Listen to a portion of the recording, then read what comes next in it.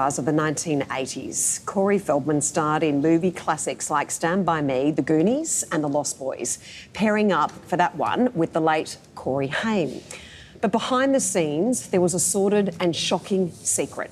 For years now, Corey Feldman has been speaking out about the abuse that he and Corey Haim suffered by what he describes as a ring of pedophiles made up of powerful Hollywood executives.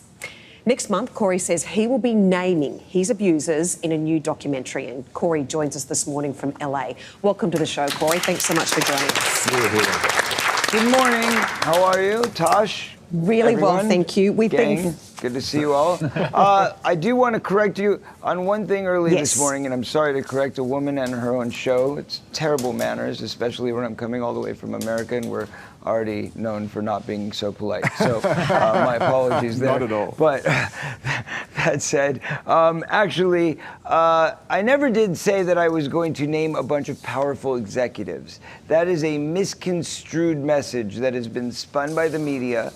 But if you actually go back to what I said at the time that I made my original announcement on that original YouTube video, what I said was that I was going to be exposing the people that did the things to me and to my best friend, and that there was a ring of at least 6 people who all had various positions within the entertainment industry.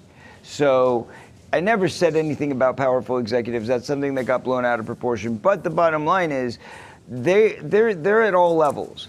And just like any of the other situations where you see profound amounts of child abuse within institutions, whether it be the church, whether it be within sports, you know, whether it be within the acting community, it doesn't really matter. It's in all facets of life. Anywhere where there's kids, if there's schools, if there's religious sects, wherever it is, there's going to be abuse of children. And it's about whether we're acknowledging that abuse and doing something about it, or whether we're turning the other way. And right now is a time of reckoning on this planet where all of us must stand together for the sake of our children and start to recognize that this is a reality, this is what's going on, and it's time to expose it, acknowledge it, and do something about it to prevent it from continuing. New laws, new legislation, new protection for our children. We're calling it the Children's Rights Movement, and it's called Kids 2. So it's a capital K with a 2. But that's what it's all about. And the movie is very exciting. It's finally coming after 3 years of working on this documentary. I can finally expose the details of the things that I've been talking about for so long. Corey, beautifully said, may I say. It's Carrie Ann here. And I understand you've also financed this movie. So when you go the Kids 2, you've said that pedophilia, as you just mentioned, has been a huge problem in Hollywood and in all facets of life for a long time. And while the Me Too victims are really getting a lot of space to tell the story, you seem to have been silenced. But are you going to name names in this new documentary? Well, I suppose you're going to have to watch it to find out now, aren't you? But I assure you that I won't let my fans down, and I won't let down my best friend.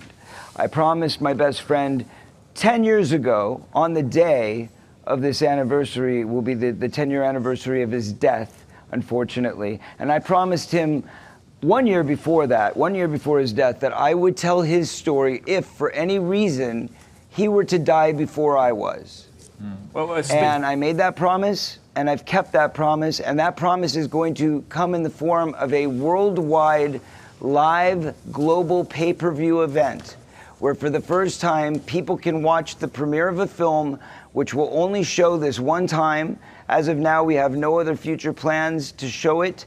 It's a one-time event so that everybody in Australia, everybody in America, everybody in Europe, everybody in Asia, people literally all over the globe for the first time can learn the truth, can learn the details, and can understand that this problem is a reality and needs to be fixed big time. We need to protect our children. Well, speaking of your best friend, yourself and Corey Haim were such superstars in the 80s. and it's obviously very shocking to know that you were both suffering from abuse during that time. But how soon into your career did the abuse begin? Well, I suffered from many different forms of abuse. I was abused as a child because I was grown in a abusive household. Everybody was abused. It was an abusive lineage. There was a lot of abuse that went on in my family. But that said, that abuse was physical and mental. And then as I got outside of the home, that's where the sexual abuse began. But I also got outside of the home a lot earlier than most.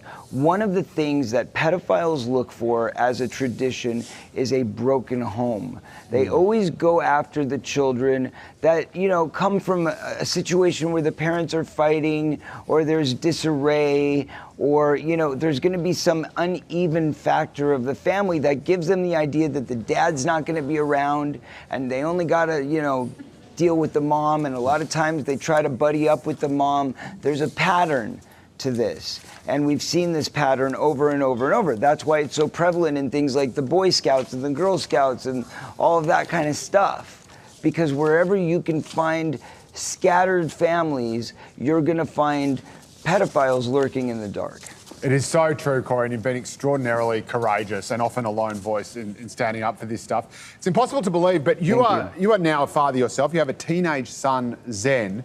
Are you worried about him and his experience in the world, particularly in show business and Hollywood, and being exposed to the sort of stuff that dragged you down?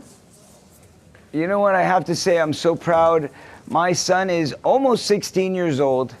He's basically past the age of where I started getting molested, thank God, and he's almost out of the woods. But on top of it, the difference between the two of us is that he's never been in the entertainment business. He does like to rap a little bit. I've had him in the studio. I produced some music for him, but he's never once been in front of a camera on a movie set. That's not going to happen until he's at least 18, and if he chooses to do that at 18, I'll support him 100%. He's got another 2 years to make it, but we've had a great success just having a normal childhood for him. He's lived a very normal life. He's been out of the limelight. I never even put pictures of him on Facebook, let alone put him on a red carpet, until he was 14 years old. Nobody even knew what he looked like, and he's a beautiful kid. But I did it on purpose because I wanted him to have every opportunity to live a normal life and not get sucked into that. Corey, you mentioned earlier one of the most evil things about pedophiles is often they choose broken kids to start with, and that makes it even more horrific. In regards to your documentary, you say that the K2 issue in Hollywood is actually worse than Me Too, and often these situations involve cover-ups at the highest level. Is that going to be exposed in your documentary as well?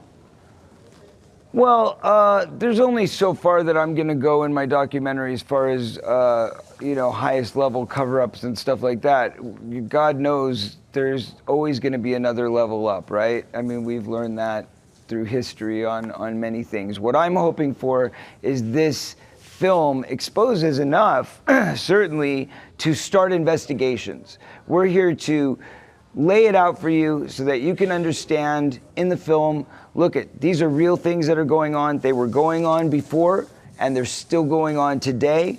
And there's laws that are being changed so that we can help protect children of the future. We helped change. I'm now ambassador for an organization called ChildUSA.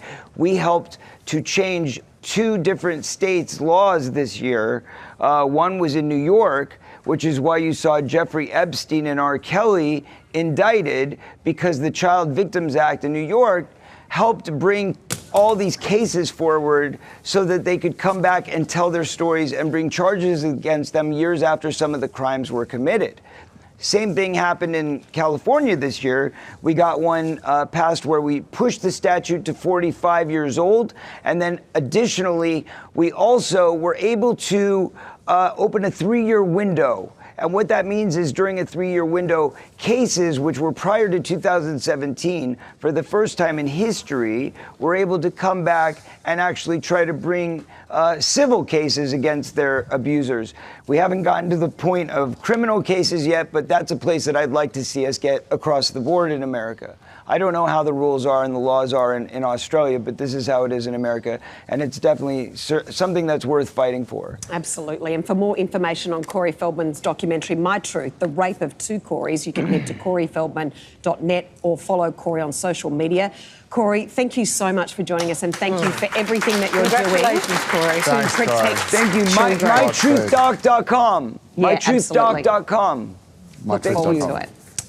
He's an incredible guy, isn't he? Yeah, mate, and it's extraordinary that when he first started speaking out about this, it was written off as a sort of paranoid conspiracy theory, and that he was just crazy because he'd been given drugs and everything as part of the abuse. And everyone's just sort of wrote him off as this sort of lone crazy voice. And then as one thing after another has come to light, everything from Jeffery Epstein to a certain Hollywood film director, former movie mogul, and of course the R. Kelly stuff, and it's actually all been shown to be true. So you can just imagine the frustration and the hurt that he's gone through. Let's hope the truth comes out. Been shouting this from the rooftops and not having being believed. Talked about Hollywood since the 80s when I started television, yes, the casting couch was always well known. It's now the Me Too movement. But also that underlying fact and those dirty little secrets often came out about the pedophilia and what others have termed the gay mafia in Hollywood, and this is exactly where I think Corey is going. It is fantastic that he is now at the age of, what, 47?